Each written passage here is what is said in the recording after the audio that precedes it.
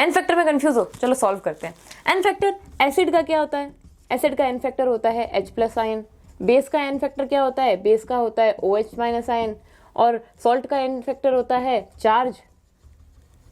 और आपके रेडॉक्स का होता है नंबर ऑफ इलेक्ट्रॉन गेन्ड और लॉस। ओके, अच्छा, H+ आयन कितने रिएक्शन में इन्वॉल्व हुए, OH- आयन कितने रिएक्शन में इन्वॉल्व हुए हैं, चार्ज कितना रिएक्शन में इन्वॉल्व हुआ है, और number of electron gain and loss कितना रिएक्शन में हुआ है। दैट मीन्स क्या है कि ये सारी चीजें acid, base and salt, redox, ये सब के अंदर जो एन फैक्टर निकल रहा है वो रिएक्शन के अकॉर्डिंग निकलेगा, कंपाउंड के अकॉर्डिंग नहीं निकलेगा। हम चेक करते हैं कैसे। अगर हम सोनली सिर्फ एक कंपाउंड देखें तो एसिड के अंदर कंपाउंड है हमारा HCl। HCl का एन फैक्टर 1 बिकॉज एक H+ आयन निकलेगा। H2SO4, H2SO4 का n factor N factor 2H+, ठीक है। अच्छा 2 क्यों? क्योंकि इसके अंदर 2 H+ के आयन निकलेंगे। क्या हमेशा ऐसा होगा? चले रिएक्शन देखते हैं। रिएक्शन है H2SO4 plus NaOH, it gives NaHSO4 plus H2O। यानी H2O बनाए, इसका मतलब ये OH और यहां से एक हाइड्रोजन का प्लस आयन आया और इन दोनों ने H2O बना दिया।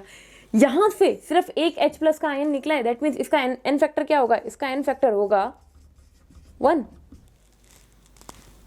H2SO का एन फैक्टर हमने 2 देखा था, बट यहाँ 1 है, तो इसका मतलब एन फैक्टर जो होता है वो रिएक्शन पे डिपेंड करता है। बेस पे चेक करते हैं। बेस पे एन फैक्टर किससे निकालते हैं? बेस पे एन फैक्टर निकालते हैं हम OH- पे।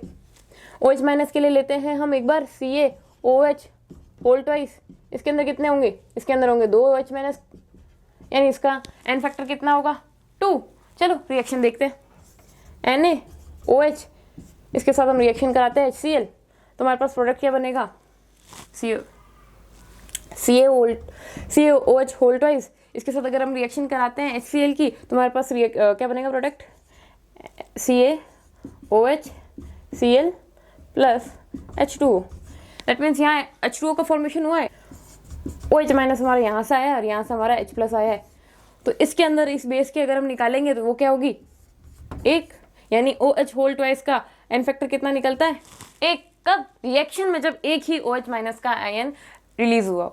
यानी रिएक्शन के अंदर जितने आयन पार्टिसिपेट करेंगे that will make your n factor. इस चीज को दिमाग में रखना। ये क्लियर हो गया तो हमारे बाकी सारी चीजें क्लियर हो जाएगी। ओके, नेक्स्ट हम देखते हैं सॉल्ट का। सॉल्ट में हम क्या देखें? सॉल्ट में हम देखते हैं हमारा NaCl। NaCl के अंदर एक Na और एक Cl-।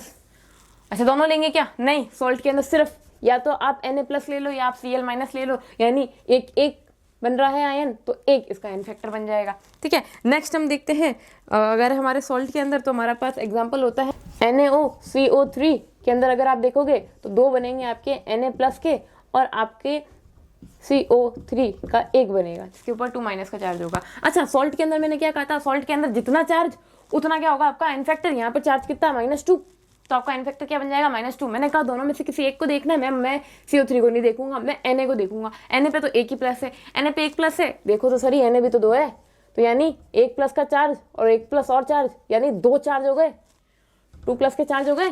2+ का चार्ज का मतलब क्या है कि इसका एन फैक्टर कितना निकलेगा? 2। चाहे CO3 2- को देख लो या फिर Na+ को देख लो, आपके एन फैक्टर 2 ही निकलेगा।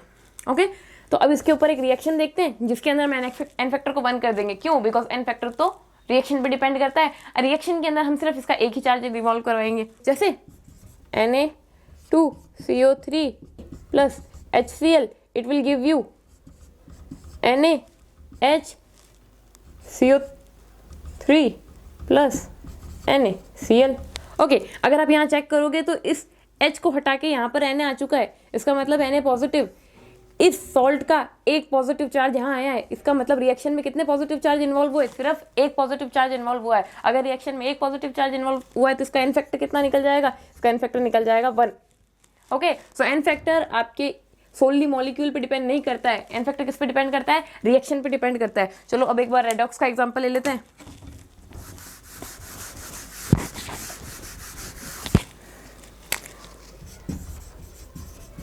रिडॉक्स में क्या बोला मैंने, नंबर ऑफ इलेक्ट्रॉन गेन और लॉस, या तो गेन चेक कर लो या लॉस चेक कर लो। ओके, रिएक्शन हम देखते हैं पहले Fe2+ को अगर हम Fe3+ में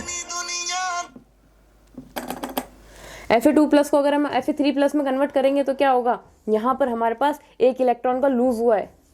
अगर एक इलेक्ट्रॉन लॉस्ट हुआ है तो इसका मतलब इसका n फैक्टर कितना हो गया, 1 हो गया।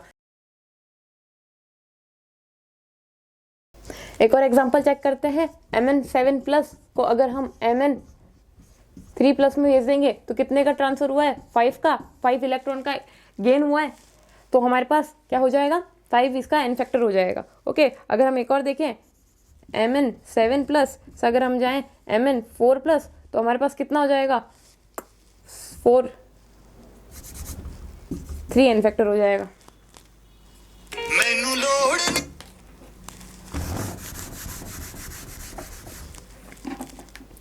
तो सबको कंक्लूड करते हैं, अगर हम एसिड देखेंगे तो H+ आयन कितने इन्वॉल्व हुए हैं, बेस देखेंगे तो OH- इन्वॉल्व कितने हुए हैं, और हम सॉल्ट देखेंगे तो चार्ज कितना इन्वॉल्व हुआ है, और अगर हम रिडॉक्स देखेंगे तो नंबर ऑफ इलेक्ट्रॉन का कितना गेन या लॉस हुआ है। रिएक्शन के ऊपर डिपेंड करेगा हमारा n factor. Remember this. Thank you.